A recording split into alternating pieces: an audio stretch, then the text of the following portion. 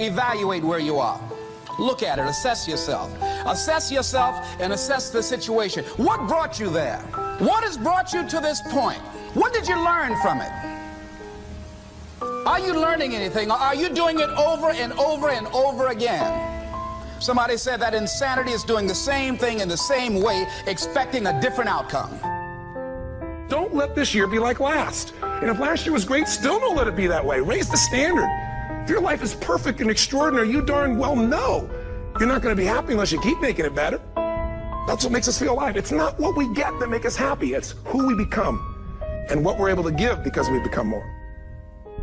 If you want to begin to move, you've got to clear your mind of all the unnecessary luggage and baggage that's weighing us down. You're going to have people to do things to you. Things are going to happen to you. And the most important thing to do is to harness your will and let it go. And move so you can grow. So you can get on with your life. It doesn't matter about what happens to you. What matters is, what are you going to do about it?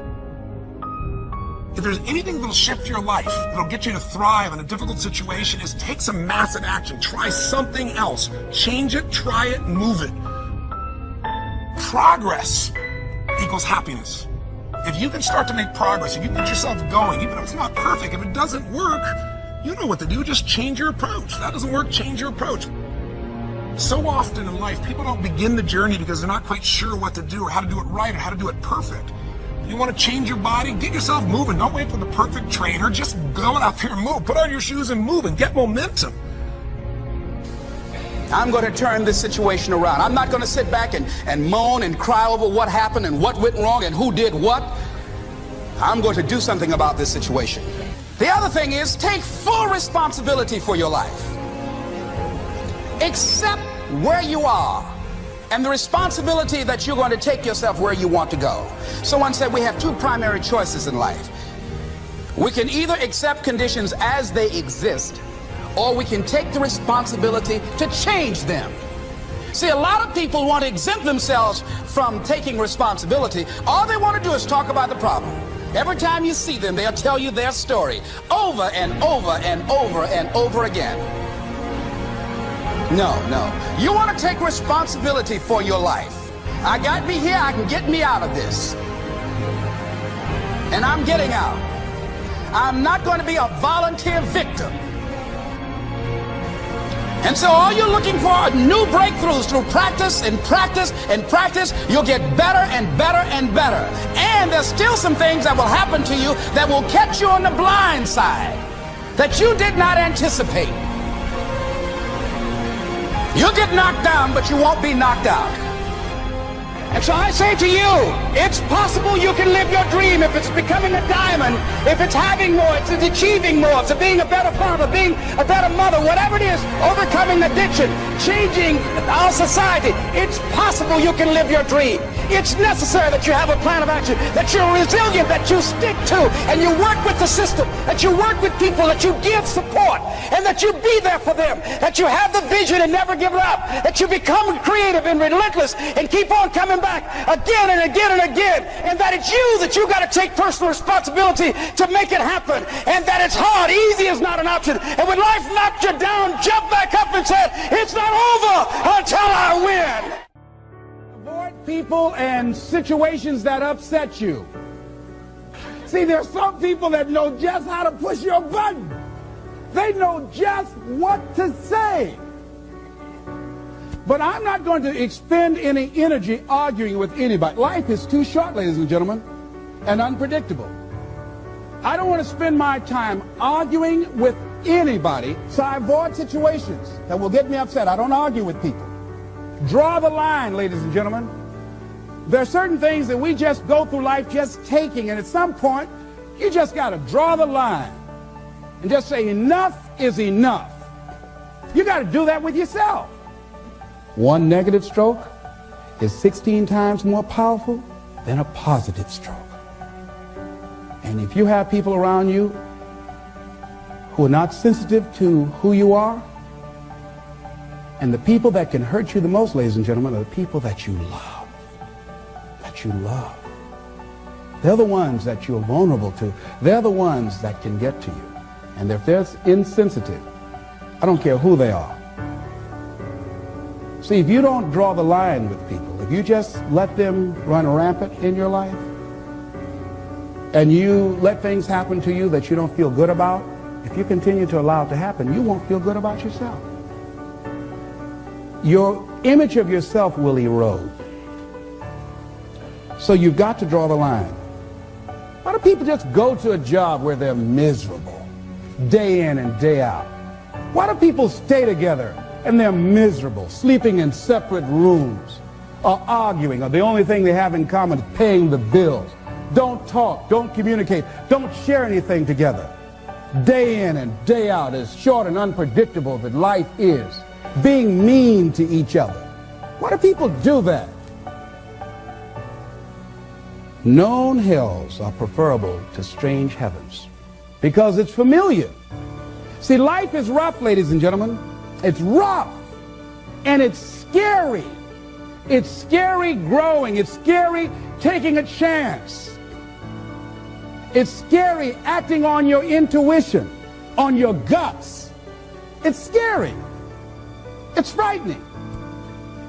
There are people that's tolerating things right now, and they're immobilized by fear.